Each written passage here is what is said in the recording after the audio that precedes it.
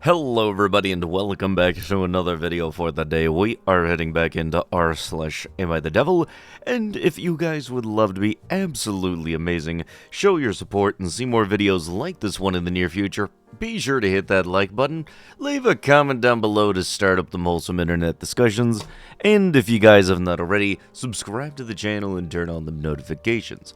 Also, if you guys would like to save 10% or more on your next order of gamer subs, use code Tommy at checkout or click the link down below. It'll automatically apply the discount to your transaction, and it helps support the channel. Thank you. Am I the a-hole for dancing at a wedding, even though I was a +1 to a friend? My friend and coworker was invited to his close friend's wedding, and I received the +1. Since he had just broken up with his girlfriend, he didn't want to go alone and be seen alone in photos on social media, so he asked if I would go with him. I love weddings and didn't have plans for the weekend and always wanted to see this particular venue in person. Anyways, as I always pictured it for myself, so I said yes. I didn't know the bride and groom, but I am aware of the wedding etiquette, such as don't wear white, and don't upstage the bride, be polite, etc. The wedding comes and I show up with my coworker/date. I meet a lot of his buddies and we are all getting along fine.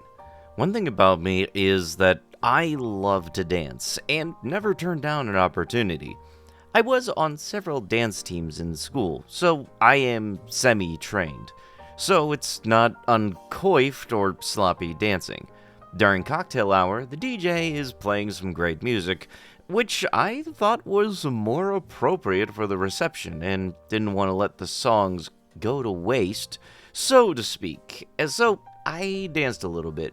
Nothing crazy, but I loved the music. People were looking my way, but not in shock, but almost like delight, like she is going to be fun on the dance floor tonight. Finally, the reception starts, and they're doing a bridal party announcements where the DJ plays songs, and the couples dance together on the dance floor. I love hyping people up and getting the party started, so as each couple was announced, I'd subtly hype them up and show them some fun moves to go along with the songs. Nothing crazy. I'd point at them and do something like shake my shoulders and encourage them to do the same. Eventually, my date asked me to cool it, so I did by the fourth couple, and didn't do it again as it seems they had routines they practice anyway. I didn't think that it was a big deal to help out, but I stopped when asked. I spent most of the night on the dance floor afterwards, dancing with everyone and generally hyping up the crowd. I could tell a lot of guests may have not felt confident, so I would make sure to go to the tables sitting down and try to get them on the dance floor because I know it's important at weddings for guests to have fun. At one point, though, the mother of the bride or groom, couldn't tell, looked at me and rudely quipped, "Can you please stop? We don't know you," when I was dancing next to her table trying to get the grandparents up.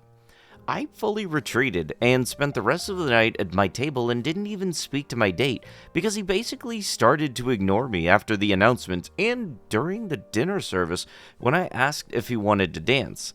He said no, he was eating, and rudely. So, am I the a-hole for dancing at a wedding? I get that I wasn't a friend or family, but I was a guest and even brought a card to a couple that I just met that day. My coworker hasn't texted me, and I see him tomorrow.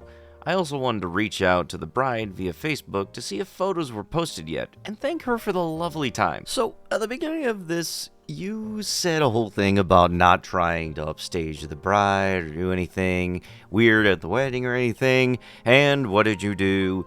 You tried to go up to random people that you didn't know and really didn't want to be around you, and to, try to get them to dance and everything, even though, God forbid, they just wanted to enjoy the night. However they wanted to go, like, not everybody's got to be all uppity, lively, cutting a rug, stuff like that.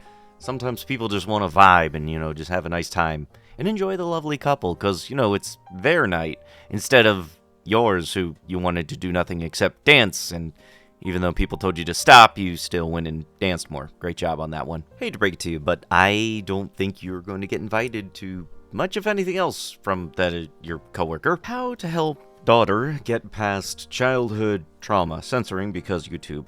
So, I've recently been working things out with my 16-year-old daughter.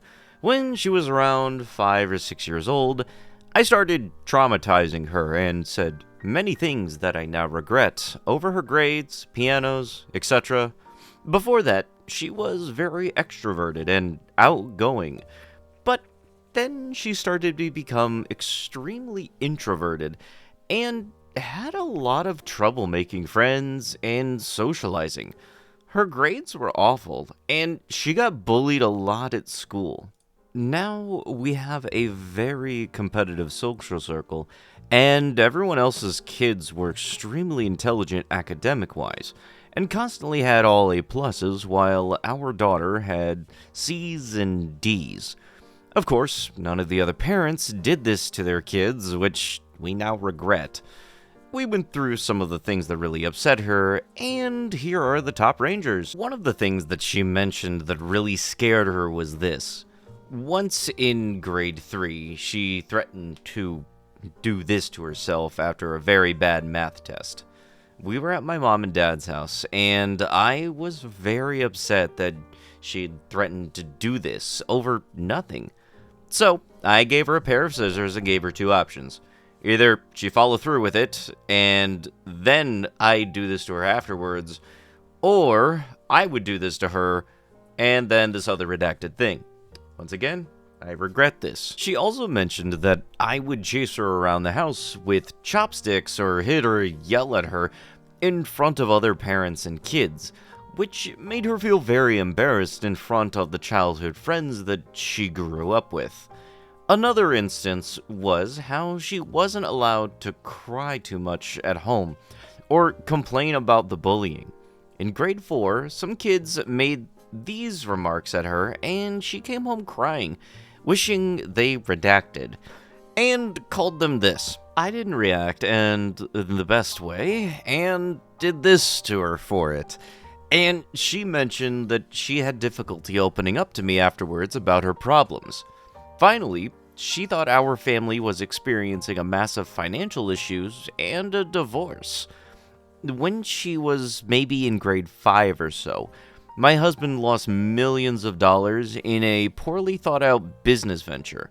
Understandably, I argued with him many times, and unfortunately did throw some things while she was around. I threatened a divorce, and during this time, she spent a lot of time with the couple that owned a laundromat nearby. And she mentioned that sometimes she wished they were her parents instead. Another thing that she never really recovered from due to this experience is how she dresses very poorly and economizes as if though she were living on food stamps. When we initially talked about this, she mentioned that she didn't like my attitude. I kept telling her that I could atone for it with my death, and I did get quite emotional, and broke down and started crying, and telling her that it was all my fault.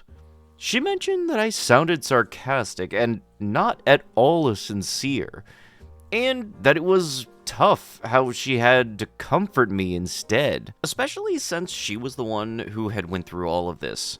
I'm not proud of it, but I get emotional whenever we try to have talks about this and lose my composure. She has a lot of difficulty making friends still.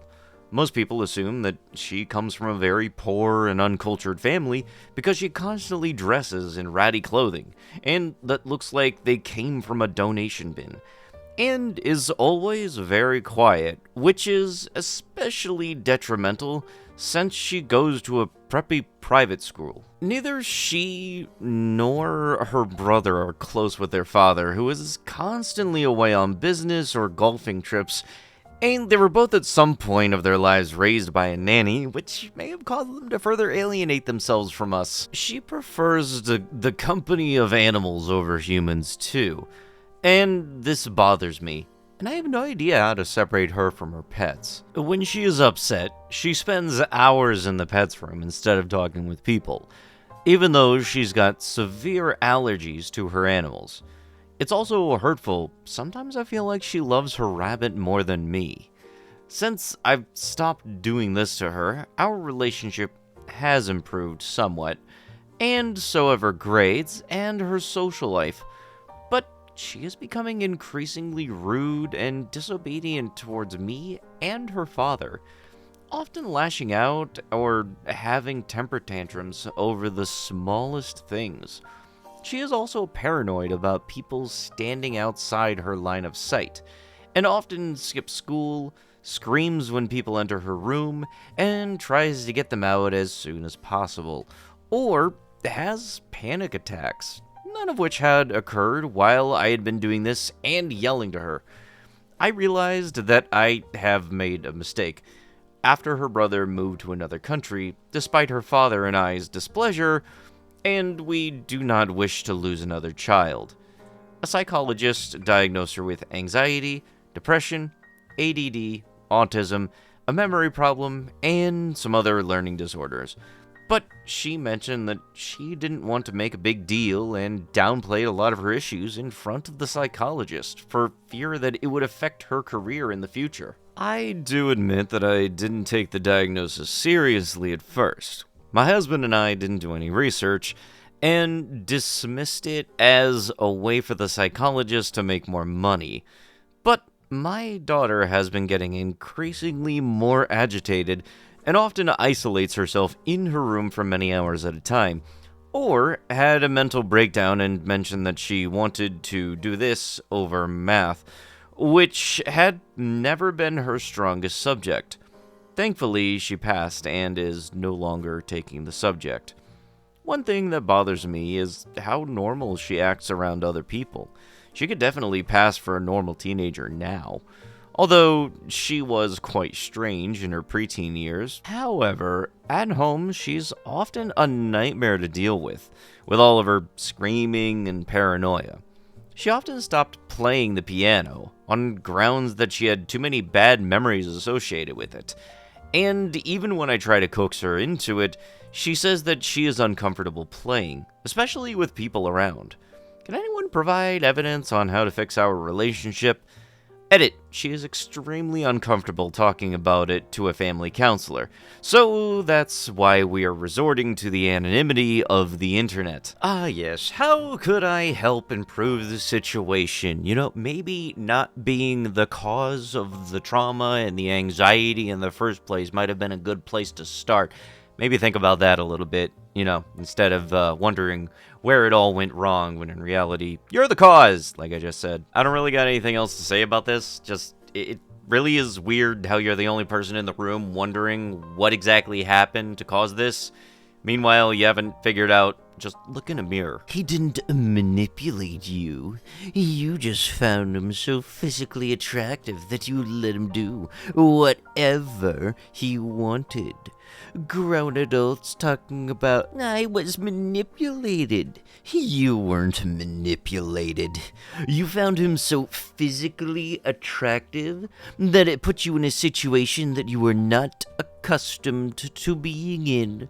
You were used to men chasing after you, being desperate, hanging on to your every word, being doormats for you, texting you back instantly, doing anything and everything for validation, etc. You are accustomed to dictating the terms of your dealings with men from start to finish, every step of the way. But this time, you ran into a man who was different from all of the rest. His tall stature makes him stand out from 90% of men. His face looks like it was crafted by the Almighty himself. His popularity within social circles gives him a lot of status, and you come across men like this every day. So, what happened? The tables turned, the roles flipped. You're used to multiple men competing with each other for your validation. Now you are competing with multiple other people for his validation. It is unfamiliar terrain. You are used to men massaging your ego. Now you're putting your ego on the line. You are waiting long periods of time for him to text you back, and then you're texting back instantly. You are sending him NSFW pictures when you don't even normally do that. You are doing things on his terms. You are taking an interest in things that he cares about to get close to him. You're laughing at jokes that aren't funny. You are tolerating disrespectful remarks from him that you would never tolerate from another man. You are thinking about him at all hours of the day, while you're just someone that he deals with to pass the time in between talking to other, better-looking people who are far more work to court. And ultimately, you'll end up in his bed doing the most intimate act that two human beings can do together. And you do this act far sooner than you would do with most other men, and with the men putting in way less effort than you require from most other men. You have put yourself in the ultimate vulnerable situation. This guy has seen you in your most physically vulnerable state, and he had his way with your body. You let him do anything and everything that he wanted with you. However, it's okay, because you two will certainly become an item now that you gave your body to him. Now, he will certainly invite you into his world, and claim you as a significant other to all who will listen. Then, the next day, nothing. He doesn't text you. You text him. He doesn't respond. The days fly by. Those days turn into weeks, and suddenly he pops up on social media with a woman who looks like she could be a model. He's going on expensive dates with her. He's giving her his emotional side. He is giving her his protective side. He is integrating himself with her family and friends. He's telling the world that she's his woman. Now you feel played. You put your ego on the line. You put yourself in a vulnerable situation. And you got nothing out of it. Men are used to this, but you are not. You are a grown adult and claim that you were manipulated. You weren't manipulated. You were just redacted and compromised your self-respect. Take responsibility for your actions. Dust yourself off and move on. F out of here with the victim card. Yes, but you would be the exception if they happen to be looking in your direction. Exactly, that's why I think it happened to be effective of a statement for me. Shut up, dummy. But with that is going to have to be it with the video. If you guys would love to be absolutely amazing, show your support and see more videos like this one in the near future, be sure to hit that like button, leave a comment down below to start up the wholesome internet discussions, and if you guys have not already, subscribe to the channel and turn on them notifications. I'll be sure to see you guys in the next one. Thank you so much for watching, and bye-bye!